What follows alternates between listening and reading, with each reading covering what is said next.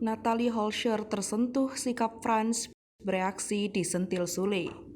Natalie Holscher gigit jari makan hinaan netizen gara-gara sibuk ngonten dengan Frans. Tak cuma itu saja, Natalie Holscher juga harus lapang dada disebut hanya memanfaatkan Frans untuk kebutuhan kontennya. Mulanya dapat simpati karena cerai dari Sule, kini Natalie malah tuai hujatan.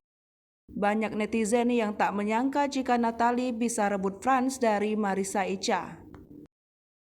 Sebelumnya Marissa Icha memang dekat dengan Frans, namun belakangan kedekatan tersebut sirna karena kehadiran Natalie Holscher. Dicap jadi dalang kehancuran hubungan Marissa Icha dan Frans, Natalie Holscher pilih bodo amat. Natalie tak membantah bahwa Frans memang berbeda dari pria lain yang pernah dia kenal. Natalie bahkan mengaku sempat beberapa kali tersentuh dengan sikap perhatian Frans. Ia mengungkapkan beberapa kali pernah ditegur Frans saat sedang melamun memikirkan sesuatu.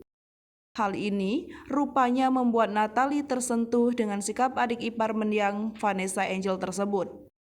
Menurutnya, belum ada pria lain yang memiliki sikap perhatian seperti yang dilakukan Frans tersebut. Gigit jari disentil Sule. Belum lama ini Natalie diberikan peringatan oleh Sule soal masa iddahnya. Pasalnya, Sule kini tahu soal kedekatan mantan istrinya dengan Frans.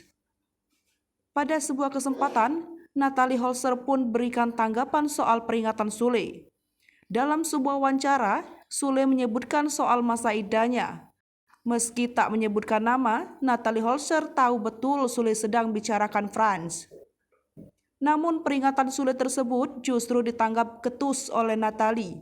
Pasalnya, peringatan Sule seolah memberitahu Natalie untuk tak gegabah menikah lagi. Natalie mengungkapkan kalau ia hanya melakukan konten bareng Frans Faisal, bukan pacaran. Hal tersebut tentu saja bikin Natalie Holscher jadi bahan bulian lagi. Natalie pun sayangkan Sule beri peringatan lewat media, bukannya menghubunginya secara langsung.